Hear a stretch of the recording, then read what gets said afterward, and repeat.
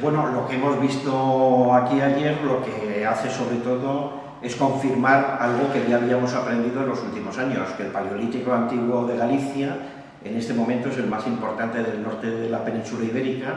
y que es un paleolítico, son unas industrias y unas culturas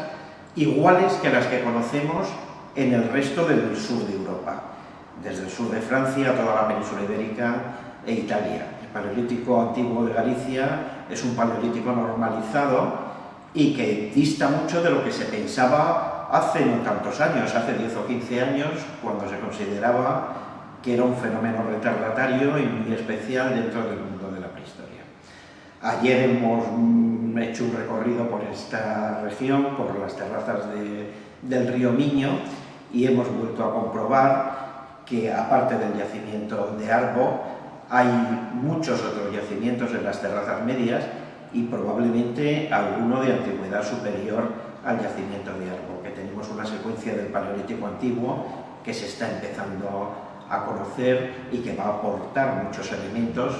al conocimiento del desarrollo de estas etapas tan antiguas en la península ibérica.